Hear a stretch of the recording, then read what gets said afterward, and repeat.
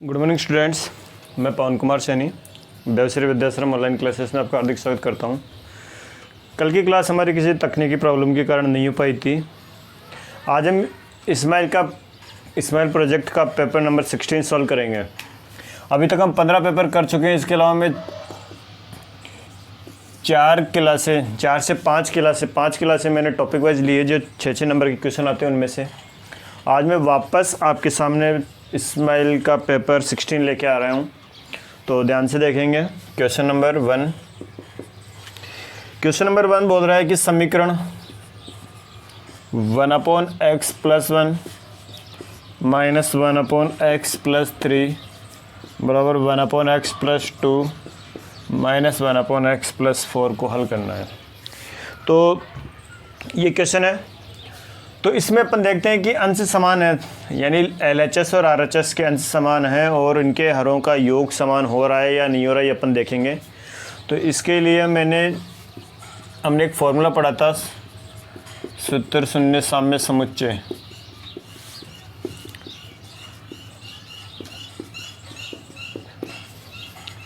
तो इसमें मैंने क्या किया, हरों के पदों को योग को समान करने की कोशिश कर रहा हूँ। तो 1/x + 1 इधर ही है, ये जो x + 4 है इसको इधर लेके आया, ये किसका हो गया, प्लस का हो गया। इधर हमारे पास में क्या बच रहा है, 1/x + 2 बच रहा है, और x - 3 प्लस इधर गया था, प्लस का हो गया। अब आप देखिए कि अंश समान है और हर के पदों का योग और अंश के पदों का योग बराबर हो रहा है। तो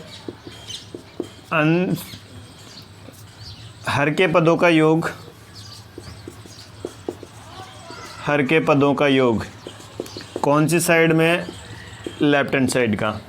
तो x + 1 x + 4 बराबर हो गया 2x + 5। फिर इसी प्रकार RHS के हर के पदों का योग x + 2 x + 3, तो ये भी हो गया 2x + 5। तो सूत्र शून्य साम्य समुच्चय ये बोलता है कि अगर अंश समान हो, यानी लेफ्ट हैंड और राइट हैंड के पदों के अंश समान हो, तो उनके हर के पदों का योग दोनों का बराबर आ रहा हो, तो किसी भी एक के 0 के बराबर रखते हो। तो 2x बराबर हो गया -5, तो x बराबर हो गया -5/2। तो ये हमारा क्वेश्चन नंबर था। ये हमने पहले भी आया हुआ है, बट थोड़ा सा अलग है। तो हमें क्या करना है, पहले जो माइनस के इनको एक तरफ किया, तो इससे क्या हो गया है कि इनके पदों का योग और इनके पदों का योग क्या हो रहा है, बराबर हो रहा है। जब योग बराबर हो रहा था, किसी भी एक को किसके बराबर रखेंगे, 0 के बराबर। तो ये हमारा क्वेश्चन नंबर 1 था। नेक्स्ट देखते हैं क्वेश्चन नंबर 2। अब ज़्यादा टाइम शेष नहीं बचा आप लोगों की क्लास पेपर में, मुश्किल से लास्ट 4 से 5 दिन। तो क्वेश्चन नंबर 2 देखते हैं। वह बड़ी से बड़ी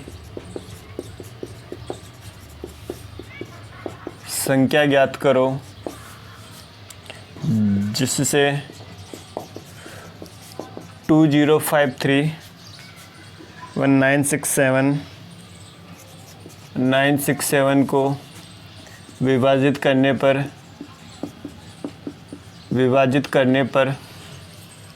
शेषफल क्रमशः 5 व 7 प्राप्त हो। देखो, इस टाइप के पहले 2 क्वेश्चन आ रखे हैं।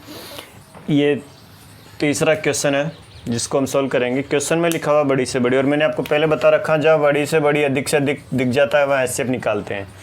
तो सबसे पहले हम क्या करेंगे, जो हमारे पास में 2 संख्याएँ 2053 और 967 यानी 967, इसमें से इनके जो विभाजित करने पे जो शेषफल प्राप्त हो रहा है उसको माइनस करेंगे। पहले में से अपने को माइनस करना है 5 और इसमें से माइनस करना है 7। तो ये हो गया हमारे पास में 2048 और इधर माइनस किया तो हो गया 960। अब इन दोनों का अपन निकालेंगे एचसीएफ। तो जो बड़ा नंबर है उसको आपको पता है, स्टेप नंबर 1 में अपन इधर लिखेंगे और छोटे नंबर को इधर लिखा। इसको ऐसे नंबर से गुणा करना कि या तो ये आ जाए, इससे कम आए, ज़्यादा नहीं आने चाहिए। गुणा किया 2 से, 960 को 2 से गुणा करके देख लेते हैं एक बार क्या आ रहा है। 960 को 2 से मल्टीपल किया, 0 6 दूनी 12, 18 1 1920। फिर भी इससे कम है, कितना कम है, 2048 -1920, 8 2, 128 कम है, जितना कम उतना प्लस कर दो। इन दोनों में से बड़ा कौन? 960। बड़े को इधर, छोटे को इधर। किस नंबर से गुणा करूं कि या तो 960 है, इससे कमाई ज़्यादा नहीं होना चाहिए। तो अपन 128 को एक बार के लिए गुणा करके देखते हैं 7 से, 6 से, 8 सिंग 48, 6 दूनी 12, 12 4 16, 6 कम 6 1 7। एक बार 7 से और मल्टीपल करके देख लेता हूँ। 8 7 56, 7 दूनी 14, 5 19, 7 1 कम 7 1 8, 896 आया, फिर भी कम है। कितना कम है? 960 में से 896 को माइनस किया 4, इधर बचा मेरे 15% हो गया 6। तो किससे गुणा किया हमने? 7 से गुणा किया, फिर भी कितना कम है? 64। बड़ा कौन? 128। छोटा कौन? 64। किससे गुणा कर दो? 2 से, प्लस 0। HCF 64। हमें HCF नहीं ज्ञात करना था, हमें ज्ञात करनी थी बड़ी से बड़ी संख्या, लेकिन पैटर्न के लिए अपने को क्या निकालना है? HCF निकालना है। तो ध्यान से देखें एक बार, मेरे पास में जो बड़ी से बड़ी संख्या है वो कितनी है? 64, यानी HCF क्या आ रहा है हमारे पास में? 64। तो हम लिखेंगे यहाँ पर, अतः वह बड़ी से बड़ी संख्या, अतः वह बड़ी से बड़ी संख्या 64। तो एक बार देखते हैं, क्वेश्चन ने बोला था कि वह संख्या ज्ञात करो जो 2053 और 967 को विभाजित करने पर शेषफल 5 और 7 प्राप्त होता है। तो मैं एक बार 967 में डिवाइड करके देखता हूँ 64 का कि हमारे पास में 7 शेषफल आते हैं क्या। तो ये हो गया 1, ये 2 और ये कितना हो गया? 3। तो 64 को एक बार गुणा करके देख लेते हैं अपन। 5 6 5 चौक 20, 5 1 30 2, 320। तो देखो शेषफल कितना बच गया हमारे पास में? 7। तो वो बड़ी से बड़ी संख्या कौन सी है?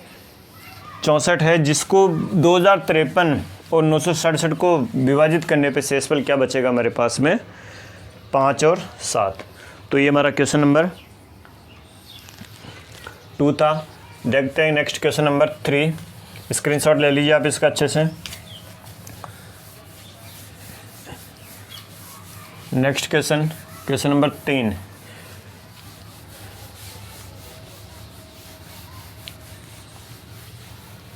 ट्रिग्नोमेट्री का क्वेश्चन है, चैप्टर नंबर 6 से, 1 मार्क्स में। क्वेश्चन नंबर 3,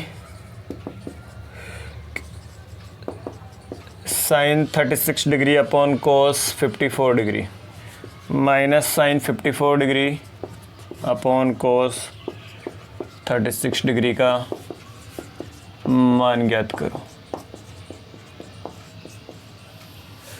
तो अगर मैं बात करूँ इस टाइप के क्वेश्चन की, तो इसका आंसर हमेशा 1 आता है।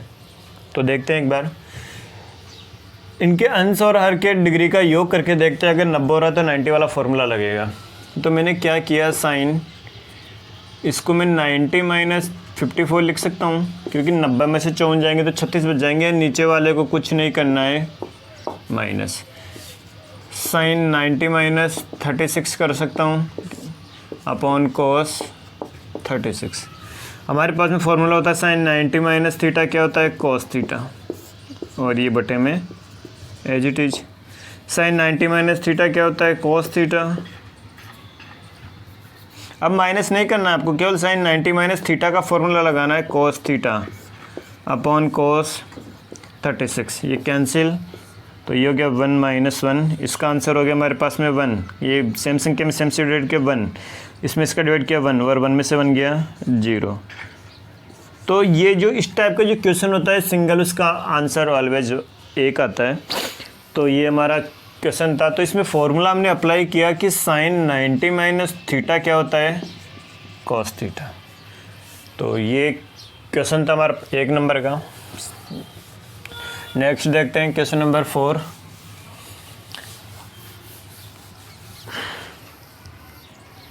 क्वेश्चन नंबर 4, सिद्ध करो 6 प्लस अंडर रूट 2 एक अपरिमेय संख्या है।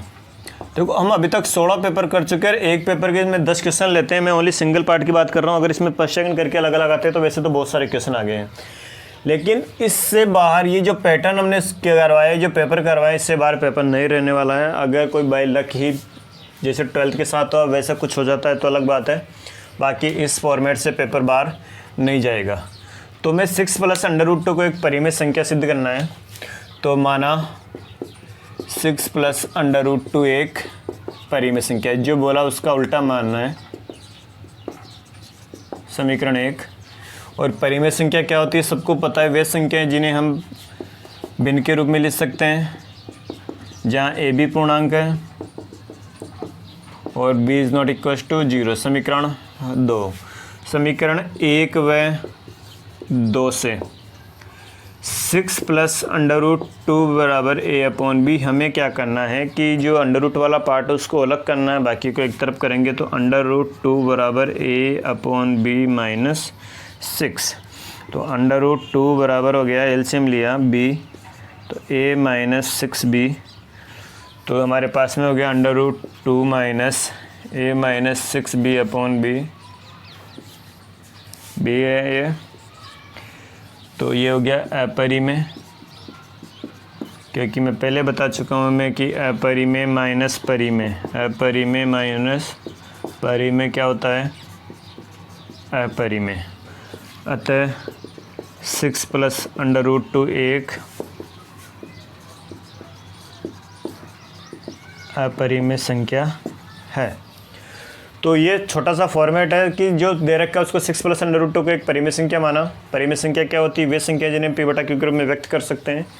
और a b पूर्णांक b is not equal to 0, क्योंकि अगर ये 0 हो जाता है तो वो पूरा अनंत बन जाएगा। दोनों को बराबर रखा, √ वाले पार्ट को अलग रखा, बाकी को इसको इधर लेके गए, एलसीएम लिया। ये सारा पोर्शन जिससे इधर आया माइनस का हो गया। और अपरिमेय माइनस परिमेय क्या होता है, अपरिमेय। इस वजह से ये पूरी संख्या क्या है, अपरिमेय।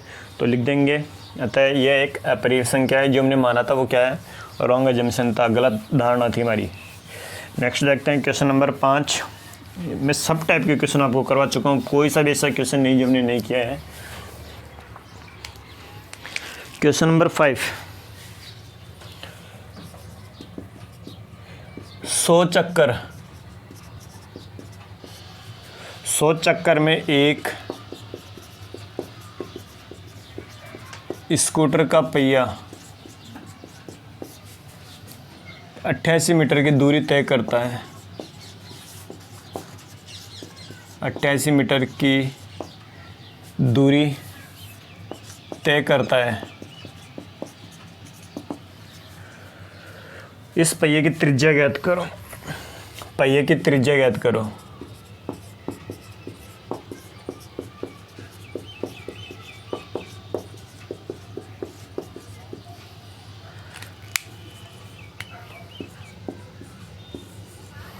तो देखते हैं, जो ये एक स्कूटर का पहिया है जिसकी त्रिज्या को हमने मान लिया r, जो हमें ज्ञात करनी है।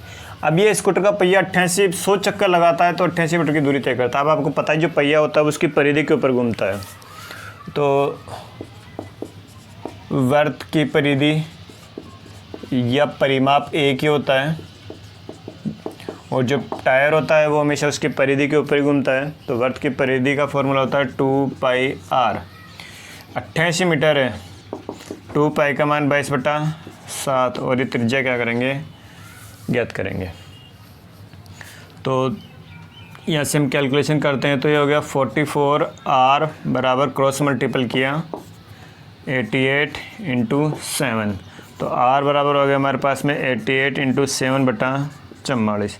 तो r हो गया 44 दूनी 88, 7 दूनी 14 मीटर। तो ये हमारे पास में त्रिज्या आ गई पहिए की। अतः पहिए की त्रिज्या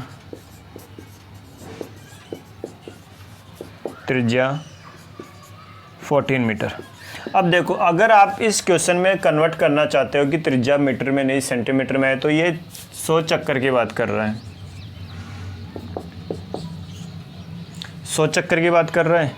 तो ये इधर बटे में आ जाएगा, तो यहाँ पे हो गया ये 100 मीटर, तो 14/100 × 100 मीटर को कन्वर्ट कर दिया किसमें, सेंटीमीटर में, तो 100 से 100 कैंसिल हो गए। अब आप इसको किस में आंसर दे सकते हो, सेंटीमीटर में। तो ये आपके ऊपर डिपेंड करता है कि अगर आप मीटर में निकालना चाहते हो तो मीटर में, और सेंटीमीटर में निकालना चाहते हो तो इसको 100 से मल्टीपल करके हम यहाँ पे मीटर को सेंटीमीटर बदलने के लिए किससे गुणा करते हैं, 100 से। तो ये 100 से 100 कैंसिल हो जाएगा और जो मीटर था वो किस में आंसर आ जाएगा, सेंटीमीटर में। अदरवाइज हम इसको सेंटीमीटर में भी छोड़ सकते हैं। तो ये क्वेश्चन नंबर 5 था, स्क्रीनशॉट ले लीजिए आप इसका। नेक्स्ट देखते हैं क्वेश्चन नंबर 6।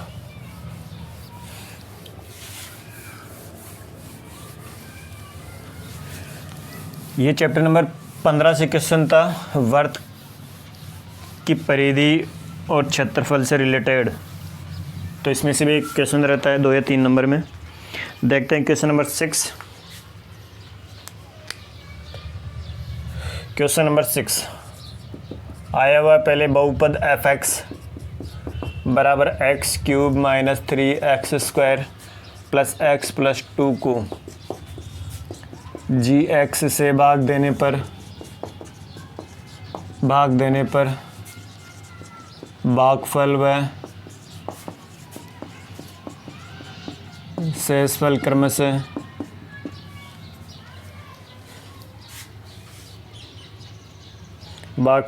क्रम से x माइनस 2 व माइनस 2x प्लस 4 प्राप्त होता है।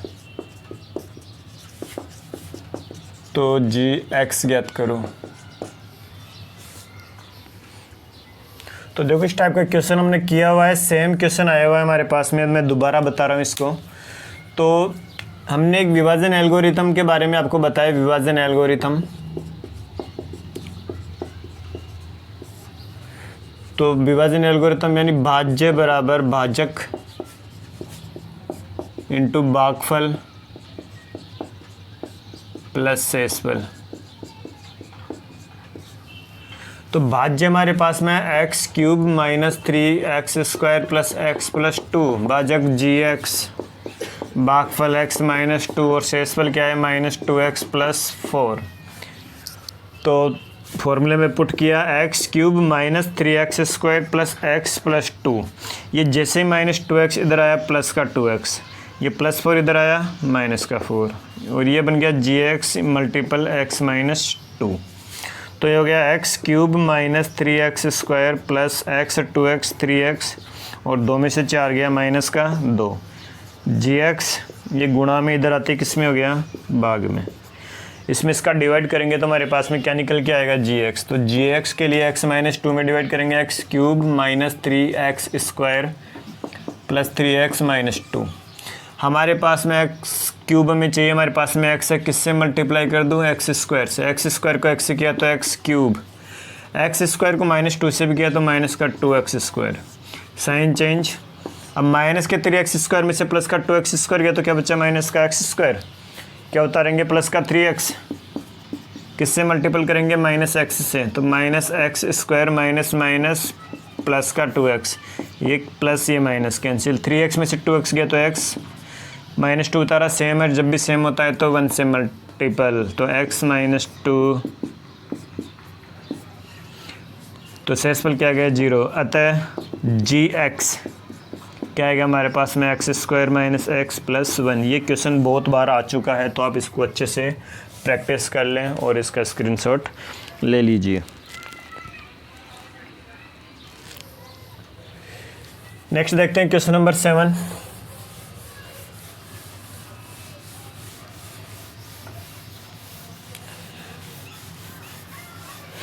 ये हमारा एक छोटा सा प्रयास था कि आप लोगों तक हमारी कुछ मदद पहुंच सके, हेल्प पहुंच सके। तो मैंने ये, मेरे से जितनी मैक्सिमम पॉसिबल हुआ उतना मैंने किया है। क्वेश्चन नंबर 7, एपी के 15 पदों का योग ज्ञात करो। 15 पदों का योग ज्ञात करो जिसका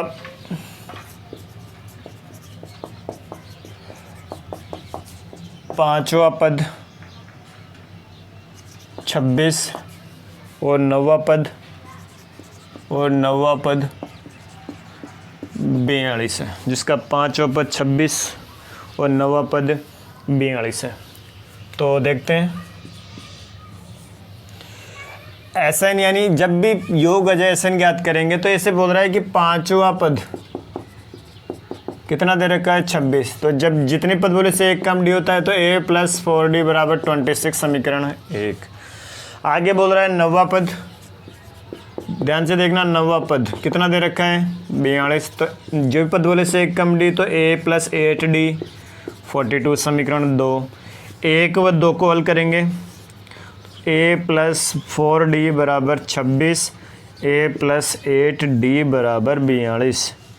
1 में से 2 को माइनस किया, माइनस के 4d, और ये 12 में से 6 गया 6, माइनस के, माइनस से माइनस कैंसिल, तो d बराबर कितना आ गया हमारे पास में 4। d का मान किसी भी एक समीकरण में रख दो, d का मान 1 में रखने पर a प्लस 4d बराबर 26 दे रखा है, तो a प्लस 4d का मान 4, तो a प्लस 16, a का मान आ गया 26 माइनस 16, तो a बराबर कितना आ गया हमारे पास में 10। a का मान आ गया, d का मान आ गया, पूछा गया 15 पदों का योग। तो जब भी योग पूछेगा फॉर्मूला लगेगा Sn का, Sn बराबर n/2 bracket 2a plus n minus 1 into D. n 15 पदों का योग बोला है, a का मान हमारे पास में 10, n 15, d 4, तो हो गया 15/2, ये हो गया 20 प्लस 15 में से गया 14, तो 15/2, ये हो गया 14 चौको 56, 15/2, ये गुणा हो गया 6, ये दोनों को ऐड करेंगे, इसको काट दिया 38, तो 15 को 38 से गुणा कर दीजिए, जो भी आंसर आएगा वो इसका फाइनल आंसर होगा। 15 × 8 = 120, 12, 15 × 45, 45 और 10 55 और 2 570। तो 15 पदों का योग कितना आ गया हमारे पास में 570। तो उसने बोला था कि 5वां पद 26 है, तो a प्लस 4d, नवा पद a प्लस 8d, दोनों को विलोपन विधि से सोल्व किया, a और d का मान निकाला। a और d का मान निकालने के बाद में बोल रहा है कि जो 15 पदों का योग ज्ञात करना है, तो 15 पदों का योग का फॉर्मूला लगाया हमने। n का मान क्या रखेंगे 15 दे रखा आपको क्वेश्चन में, a का मान यहाँ से आया, d का मान यहाँ से आया, और इसको यहाँ पे पुट करके कैलकुलेशन की है। लास्ट में लिख देना आता है 15 पदों का योग कितना आ रहा है 570। नेक्स्ट देखते हैं क्वेश्चन नंबर 8। इस टाइप के क्वेश्चन बहुत सारे आ चुके हैं। एक क्वेश्चन आज थोड़ा अलग आया है, वो माध्यक बहुलक यानी केंद्रीय परिवर्ती विचलन चैप्टर नंबर 17 से है। जो क्वेश्चन हमारे 17.3 में एक क्वेश्चन हमारे बुक में दे रखा है इस टाइप का, लेकिन यहाँ पे इसको थोड़ा सा चेंज किया गया है, तो हम देखेंगे। क्वेश्चन बोल रहा है कि क्वेश्चन नंबर 8 ध्यान से देखना, अगर माध्य 50 हो तो x व y का मान ज्ञात करो, x व y का मान ज्ञात करो। और इसमें बहुलक भी ज्ञात करना है, तो बहुलक मैं ऑलरेडी बहुत बार और अलग से पर्टिकुलर चैप्टर पढ़ा चुका हूँ, तो ये बहुलक का पार्ट आप करोगे। क्वेश्चन मैं करवा रहा हूँ, ध्यान से देखेंगे। तो वर्ग दे रखा है हमें 0 से 20, 20 से 40, 40 से 60, 60 से 80, 80 से 100, और यह लाइन छोड़ेंगे, यहाँ लिखेंगे FI 17, X 32, Y 19, और ये जो इनका टोटल दे रखा है वो दे रखा है हमें 120, यानी इनका जो टोटल दे रखा है वो कितना दे रखा है 120, और x और y का मान ज्ञात करना है। तो ध्यान से देखेंगे, जो माध्यता इस प्रकार का एक सेम क्वेश्चन हमारे बुक में है, उसमें केवल इन्होंने क्या किया है कि जहाँ पर x और y लिखा हुआ है, x और y लिखा हुआ है, उसकी जगह इन्होंने क्या किया, खाली जगह दी है और उसमें बोला है कि रिक्त स्थान का मान ज्ञात करो, यानी हमें x और y में फिल इन द ब्लैंक्स की वैल्यू हमें निकालनी है। तो माध्य आपको कितना दे रखा है 50 दे रखा है, और x और y क्या करना है, ज्ञात करना है। इसी क्वेश्चन में ये बोला गया है कि बहुलक भी ज्ञात करो। तो बहुलक के लिए हमारे पास में फॉर्मूला होता है, जो बहुलक का पार्ट आप लोग करोगे, मैं नहीं बताऊंगा, इसको ऑलरेडी बहुत कर चुके हैं। मैं फॉर्मूला लिख देता हूँ, ये बहुलक में काम आया था ये फॉर्मूला, तो ये फॉर्मूला अप्लाई करके हमें जेड आप ज्ञात करोगे। तो सिंपल सी जेड है, उसके निकालने के लिए क्या करेंगे, हम पहले यहाँ की दो वैल्यू निकालेंगे, एक्स और वाई का मान निकाल के यहाँ रख देंगे, उसके बाद में टेबल बन जाएगी। ये टेबल बनने के बाद में हम सबसे बड़ी वैल्यू देखेंगे इसमें क्या आएगी, जो आएगी उसको बंद करेंगे, वो आपका बहुलक वर्ग होगा। बहुलक वर्ग आने के बाद में L निकालेंगे, F1 निकालेंगे, F2 निकालेंगे और H निकालेंगे, और इस प्रकार हम किसका मान निकालेंगे, बहुलक का मान। तो इसके लिए मैं पहले क्या करना पड़ेगा, माध्य ज्ञात करना पड़ेगा। तो देखते हैं, सबसे पहले xi निकालेंगे, दोनों को जोड़ के 2 का भाग 10, 30, 50, 70, 90। तो ये हमारे पास में xi आया। fi देखो, xi सिंपली मल्टीपल करेंगे 170, 30x मल्टीपल करके देख लीजिए, कैलकुलेशन में मिस्टेक नहीं हो। ये हो गया 5 दूनी 10, 5 3 15 1 16, 1600, 70y, और ये हो गया 19 नाम 171 होता है, 1710। तो ये हमारी कैलकुलेशन हो गई। अब मेरे को क्या करना है, मैं इसका टोटल करूँगा। तो टोटल करने के लिए हमने बोला था सिग्मा fi xi। आप इसमें स्कोर इसको छोड़ के बाकी को जोड़ लीजिए, सेम इसी प्रकार स्कोर इसको छोड़ के बाकी को जोड़ लेना अपने को। तो हम जोड़ लेते हैं एक बार, 7 और 2 9, 9 9 18,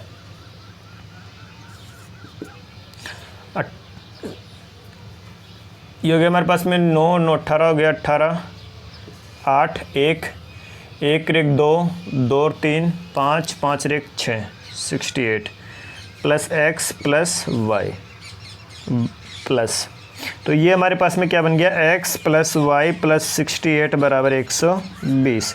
तो x प्लस वाई बराबर कितना हो गया, ये जैसे उधर गया माइनस का हो गया 120 माइनस 68। तो x प्लस वाई बराबर 2, 10 में से 8 गए, 2 बच गए, इधर बचे 11 में से 6 गया 5। ये बन गया हमारे पास में समीकरण 1।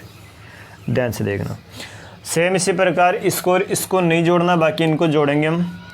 तो ध्यान से देखेंगे, 1600 और 1710 और 170, 0 7 1 8, और ये हो गया 7 7 14, 3480। तो 30x प्लस 70y और प्लस 3480। तो ये हमारा टोटल था। तो ध्यान से देखना, हमने जब इसको टोटल किया तो हमारे पास में आया x प्लस वाई प्लस 68 बराबर 120 थी, उधर जाते माइनस का हो गया, तो पहला समीकरण बन गया x प्लस वाई बराबर 52। अब मैंने आपको जब बोला है कि कुछ नहीं बोले तो हम प्रत्यक्ष विधि लगाएंगे। तो x बार बराबर sigma fi xi upon sigma fi, x बार दे रखा है 50, माध्य दे रखा है आपको क्वेश्चन में 50, सिग्मा fi xi का मान दे रखा है हमें 30x प्लस 70y प्लस 3480 बटे में टोटल 120 दे रखा आपको। एफ आई का टोटल करते हैं हमेशा, क्रॉस गुणा किया 12 पंजे 60, 30x plus 70y plus 3480, number एक तरफ करेंगे 30x प्लस 70y बराबर 3480, इधर गया माइनस का तो 6000 माइनस 3480, तो 30x प्लस 70y बराबर माइनस कर लीजिए, 6000 में से 3480 माइनस किया 0 2, इधर कितना बच गया 5, और इधर कितना बच गया 5, 5 में से 3 गया 2520। 10 से डिवाइड किया छोटा करने के लिए, 10 से भाग, तो हो गया 3x प्लस 7y बराबर 252, समीकरण 2। तो ये हमारे पास में समीकरण 1 और 2 आ गए। इन दोनों को मैं विलोपन विधि से हल करूँगा।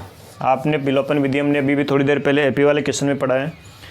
तो समीकरण 1 को अगर मैं 3 से गुणा कर देता हूँ, ध्यान से देखना, मेरे को गुणांक बराबर करने हैं। समीकरण 1 को 3 से गुणा किया तो बन गया 3x प्लस 3y बराबर 52 को 3 से गुणा किया, 3 दूनी 6, 5 3 15 1 16, 166। और समीकरण 2 क्या है, 3x प्लस 7y बराबर 252। जैसे ही माइनस किया ये कैंसिल, माइनस के 4y, और इधर 252 में से 166 गए तो 12 में से 6 गया 6, इधर बचा 4, 14 में 6 गया 8, 86 माइनस का, तो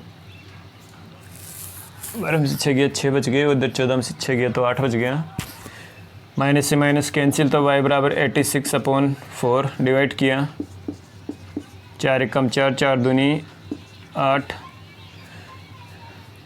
तो ये डिवाइड नहीं हो रहा, कैलकुलेशन में कहाँ मिस्टेक हुई है।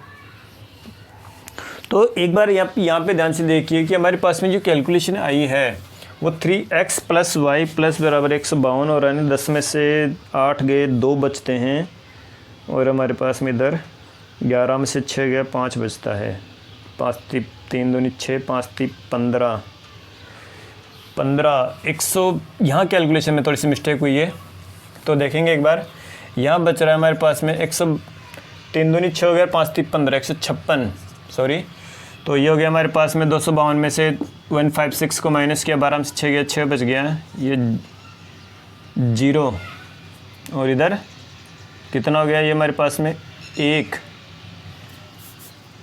6 14 में से 5 गए तो 9, 96 माइनस के 4y बराबर माइनस के 96, y से y कैंसिल, y बराबर 96/4, तो y का मान कितना आ गया 24। इसका मान उठा के समीकरण 1 में रखेंगे। y का मान समीकरण 1 में रखने पे कैलकुलेशन आप एक बार चेक कर लेना। y का मान 1 में रखने पर तो x + y की जगह 24 बराबर 52, तो x बराबर 52 माइनस 24, तो x बराबर 12 में से 4 गया, 8 बच गए, इधर बचा 4 में से 2 गया 2, तो x का मान 28 और y बराबर 24। अब हमें चेक करना है कि हमारा क्वेश्चन सही है या नहीं है। तो इसके लिए क्या करना, आप x की जगह रख देना 28, y की जगह रख देना 24 और इन सबको जोड़ के देख लेना। अगर टोटल 120 आ जाता है तो आपका सही है, नहीं तो गलत है। तो हमारे हमने ये निकाला माध्य आने के बाद में हम क्या करेंगे, यहाँ पे रखेंगे 24 और यहाँ रखेंगे 28 और 24 रखेंगे। उसके बाद में चेक करेंगे इसमें सबसे बड़ा कौन सा है, तो सबसे बड़ा ये आ रहा है, तो ये बन जाएगा माध्यक वर्ग। ये हो गया हमारे पास में L, ये हो गया हमारे पास में F1, ये हो गया F0, ये हो गया F2 और ये हो गया हमारे पास में इनका अंतर H। और ये Z का फॉर्मूला रखा, उसमें रख के हम क्या निकाल लेंगे, बहुलक निकाल लेंगे। तो बहुलक निकालने के लिए पहले हमें क्या निकालना पड़ेगा, माध्य निकालना पड़ेगा। तो इसका स्क्रीनशॉट ले लीजिए ध्यान से। तो ये हमारा था क्वेश्चन नंबर 8। नेक्स्ट देखते हैं क्वेश्चन नंबर 9। क्वेश्चन अच्छा था, सेम क्वेश्चन हमारे बुक में दे रखा है, बट उसमें से डिफरेंस इतना है कि वहाँ पे x और y की जगह इन्होंने फिल इन द ब्लैंक्स दे रखा है, खाली जगह दे रखी है। हो सकता है आपको x y दे दे, p q दे दे, खाली जगह दे दे, कुछ भी दे दे। तो आप इनको ध्यान से देख लेना और ये क्वेश्चन बिल्कुल सेम डिट्टो प्रोसेस से आपको करना है। इंपॉर्टेंट क्वेश्चन है, ध्यान से करें, एक बार दोबारा प्रैक्टिस कर ले इसकी। तो मैं नेक्स्ट क्वेश्चन ले रहा हूँ, क्वेश्चन नंबर 9। हमने किया हुआ है इसको पहले भी, क्वेश्चन नंबर जो 9 आ रहा है वो हमने किया हुआ है। तो देखते हैं एक बार, बिंदुओं 5,2 3 5,3 व -3, -2 को मिलाने वाले रेखाखंड को मिलाने वाले रेखाखंड को x अक्ष किस अनुपात में, अभी मेरी लास्ट क्लास में ये क्वेश्चन करवाया है, जो अपनी लास्ट क्लास हुई थी, यानी निर्देशांक ज्यामिति का सेकंड पार्ट, उसमें ये क्वेश्चन अपन ने लिया है। तो देखते हैं, बिंदु 5,3 व -3,2, 5,3 व -3, को x अक्ष बोला है, तो x अक्ष बोला है तो y0 किस अनुपात में विभाजित करता है। तो मैंने क्या मान लिया, m1 m2 माना। अनुपात क्या है, m1 और m2, ये अनुपात दे रखा है। अब आप वो फॉर्मूला लगाएंगे जिसका मान हमें 0 दे रखा है। तो y का मान दे रखा है तो y वाला फॉर्मूला लगाऊंगा, m1y2 + m2y1 upon m1 + m2। तो y का मान 0 दे रखा है, m1 ज्ञात करेंगे, y2 की जगह -2, m2 ज्ञात करेंगे, y1 की जगह 3 upon m1 + m2। Cross multiple किया, 0 बराबर हो गया -2m1 + 3m2। जैसे ये इधर आया 2m1 बराबर 3m2। अब देखो आप m1 के बटे में m2 लेके आ रहा हूँ, तो 3 के बटे में क्या आ जाएगा, 3:2। तो हमारे पास में अनुपात क्या आ गया, 3:2। सेम क्वेश्चन हमने किया था लास्ट क्लास में निर्देशांक ज्यामिति के सेकंड पार्ट में।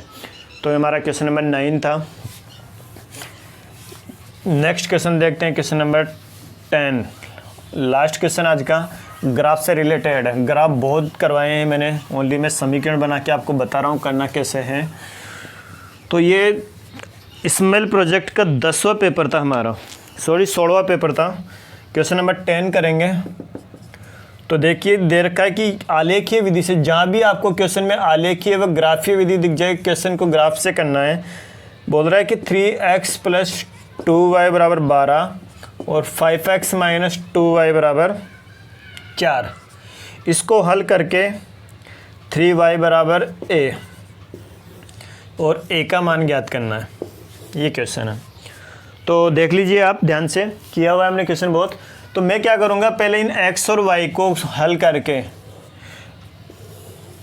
बहुत सारे किए हुए मैंने, x और y को मैं हल करके आप लोगों को किसका मान निकालेंगे, x और y का मान निकालेंगे। अब हमें इस क्वेश्चन में जो पूछ रहा है वो a का मान पूछा। अब a का मान कैसे आएगा, अगर मैं इस y का मान यहाँ रख के इन दोनों को गुणा कर दूँ तो a का मान आ जाएगा। और इसके लिए मुझे क्या निकालना है, y का मान निकालना है। तो y का मान निकालने के लिए सपोज करो ये जो दो लाइनें आप दो काटोगे, तो ये सपोज करो यूँ कटती है, मैं बता नहीं रहा, अगर ये यहाँ करती है तो यहाँ से आपके पास में y का मान आएगा। सपोज करो y का मान 2 आया। अब y का मान 2 आया तो मैं क्या करूँगा, y के मान को उठा के यहाँ रख दूँगा। तो 3 × 2 = 1, तो a बराबर कितना जाएगा मेरे पास में 6। तो हमने किया हुआ है कि देखो 3x + 2y = 12, तो 3x = 12 - 2y, तो x बराबर हो गया 12 - 2y / 3। अब आप यहाँ पे y का मान रखोगे, 0 रखा, 4 आया, 2 रखा, तो ऐसे करके 1 रखा, 3 रखा। तो ये करके पहले पहला बॉक्स बनाएंगे, फिर दूसरा बॉक्स बनाएंगे। मैं सारी प्रोसेस बता रहा हूँ। ये प्रोसेस करने के बाद में हमें क्या करना है, इसको ग्राफ में ड्रॉ कराएंगे। ग्राफ में ड्रॉ करेंगे वहाँ जहाँ दोनों लाइन एक दूसरे को काटेगी। अब काटेगी नहीं काटेगी कैसे पता चल रहा है, तो देखो 3x + 2y = 12 और 5x - 2y = 4। मैंने आपको सारणी भी बनवाई, a1/a2 3/5, b1/b2 -2/2। तो बराबर है क्या, नहीं है। अगर जब बराबर नहीं होता तो दोनों रेखाएं एक दूसरे को काटती है, इसका मतलब ये दोनों रेखाएं आपस में एक दूसरे को काटेगी। जहाँ काटेगी वहाँ x और y का मान निकालना है और उसको वहाँ रखना है। तो इस प्रकार ये 100 क्वेश्चन था। यहाँ पैमाना लिखेंगे। तो ये हमारा आज का लास्ट क्वेश्चन था। तो मैं उम्मीद करता हूँ कि आज की वीडियो आपको पसंद आई होगी। तो इसको ज़्यादा से ज़्यादा शेयर करें, लाइक करें और एग्ज़ाम के लिए बिल्कुल तैयारी करते रहें। धन्यवाद।